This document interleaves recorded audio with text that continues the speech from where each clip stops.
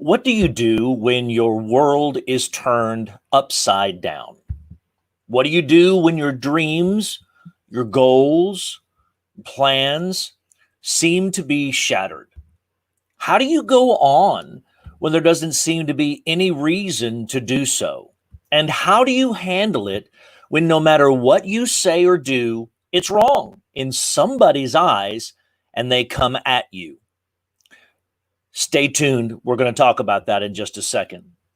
Well, good morning and welcome to the Daily Dose. 19 weeks ago, I started this podcast to bring a moment of hope, maybe a moment of clarity to those that might need it. And starting it 6 days a week, we have trimmed it down to 4 days a week.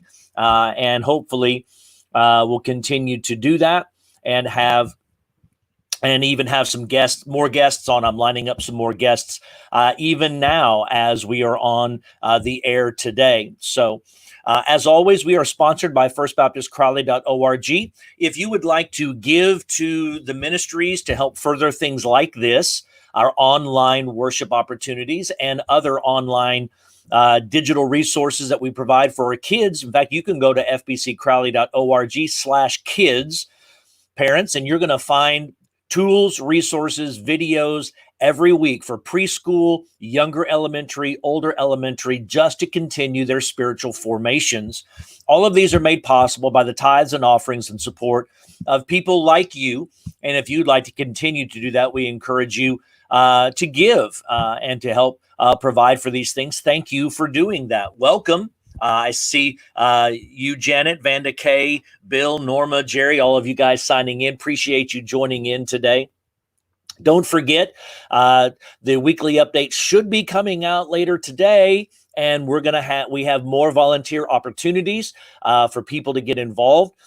We have opportunities for you to reserve your worship time at 8 or 11, depending on the style that you would prefer. And we are trying to be diverse in that and to provide that. That's one of our values here at First Baptist Crowley. So, but anyway, thank you and welcome to the Daily Dose. Today, I had something planned, and then I was reading through some posts concerning local ISD decision making, and the plans that have been shared, plans that apparently are being prepared to share, and the frustration that isn't just rising, it's exponentially escalating. People are losing their minds over this situation. And let me tell you, I get it.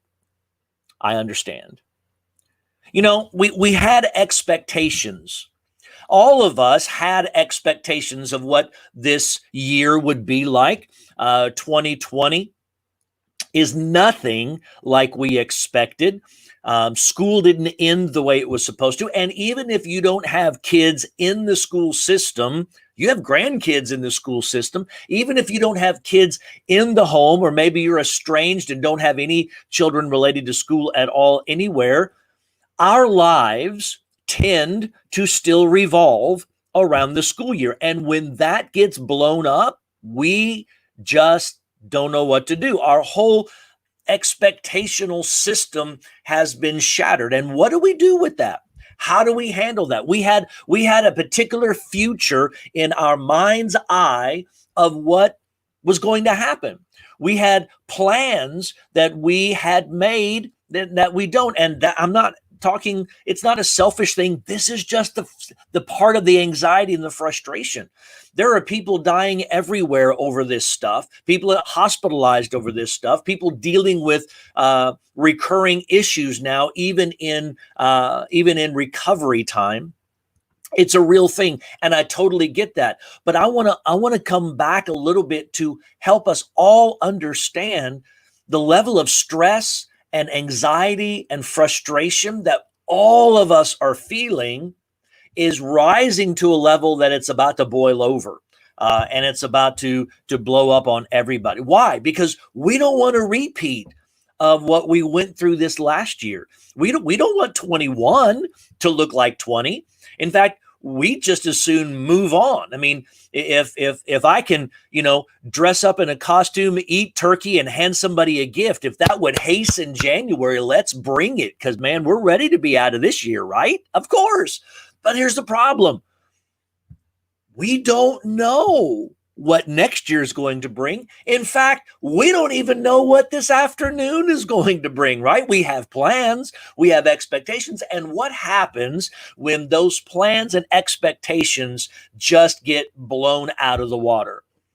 We need answers, don't we? Whether it is local school issues, whether it's ISD issues, whether it is governmental policy issues, whether it's economic issues, whatever, political issues, we are wanting answers. And those that are protesting, or those that are rioting, or those that are just spewing hate out on Facebook, a lot of that just stems from that we want equity, we want answers, we want help, we want somebody to listen to us. And when we don't feel like anybody's listening, this is what happens.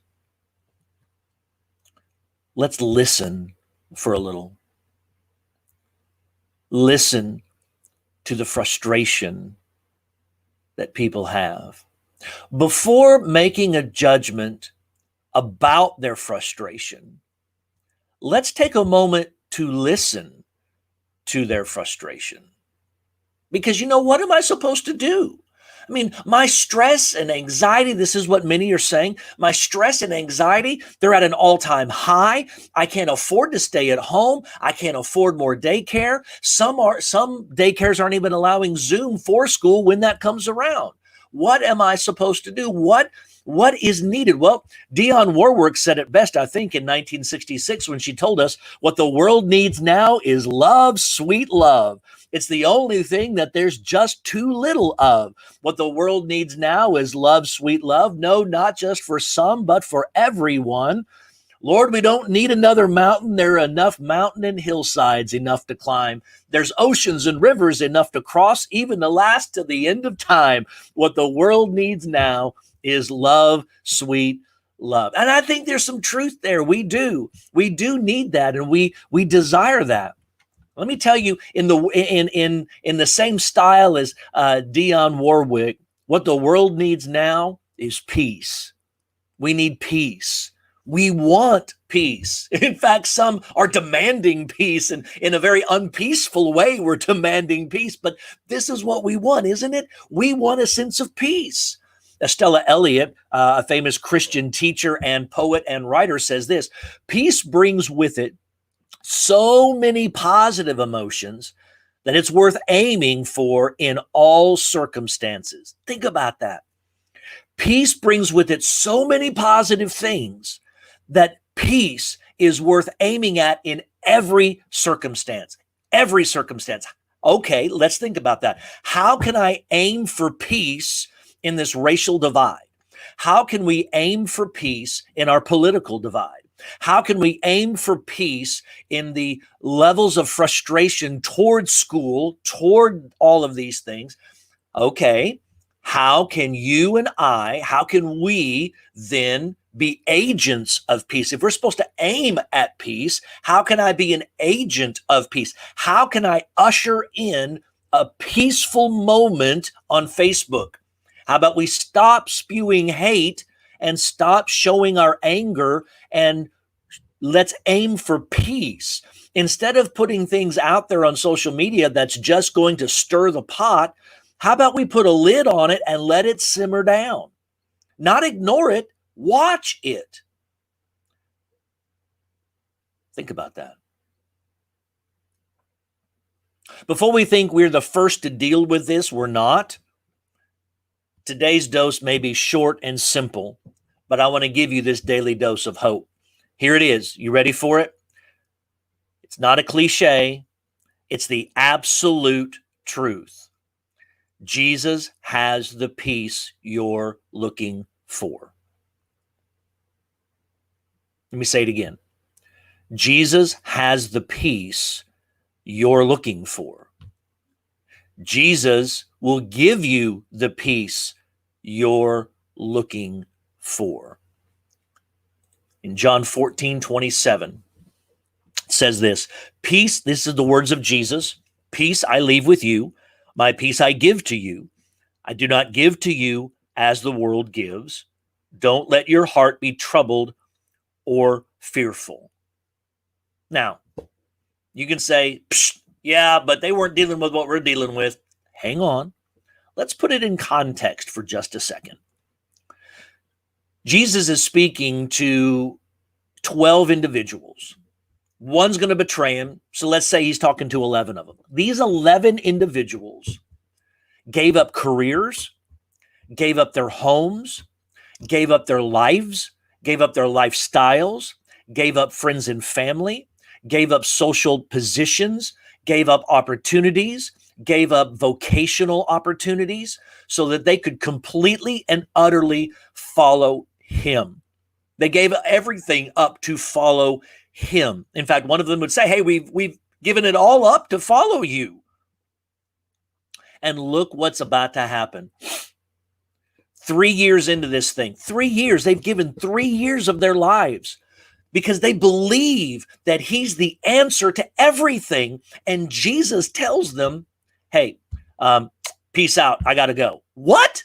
You got to go? No, you don't have to go. What do you mean you have to go? You have more to, and all of these expectations that they've been harboring inside their lives had been harboring inside of them. And they've been waiting. They've been eagerly waiting for Jesus to just fulfill all these expectations. And Jesus sits down with them, has a meal, does some weird stuff, and then says, I got to go. In fact, I'm going to die. And I got to go. In fact, I'm going to die at the hands of these individuals. I got to go. But if I leave, I'll come back. And their mind is just exploding. Excuse me, I don't understand. And all of a sudden, all those expectations are shattered. The future that they had in their mind's eye is shattered. We don't want another year like that. We don't want another decade like that. We don't want that. That's not what we want. I know. Jesus has the peace you're looking for. And Jesus will give you the peace that you're looking for. And so he tells them, look, guys, I know this isn't what you planned. I know that this moment isn't how you thought it was going to play out. I know that things are changing in such a rapidity that you can't keep up. I know that everything you ever felt or imagined was about to happen, I have now turned it on its head because I'm going to tell you I'm leaving, but I'm not going to leave you high and dry.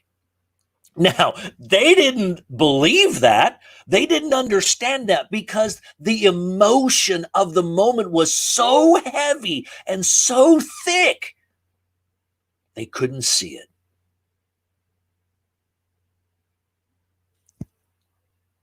And he tells them in the midst of all of that, peace, wholeness, completeness, fulfillment, shalom, I'm leaving with you. It's like it's an object that he owns, that he's handing over to you.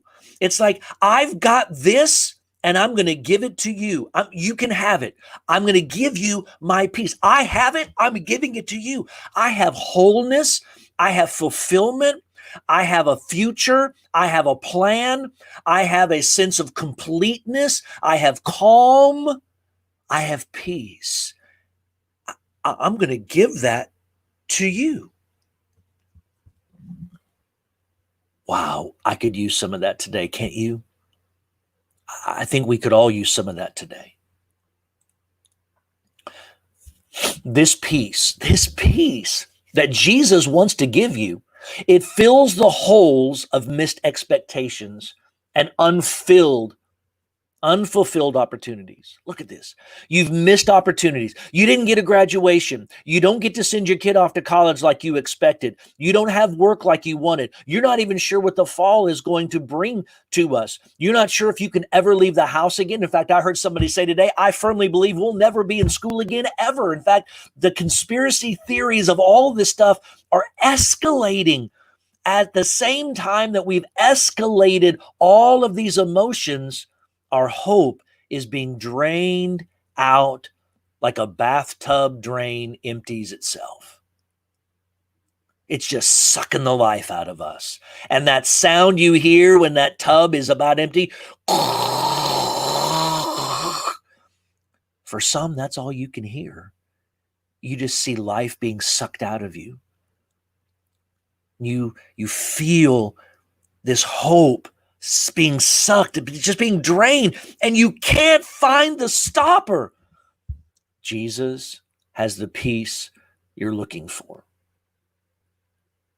This peace fills the holes of missed opportunities and unfilled expectations. This peace is going to carry you through until the answer arrives.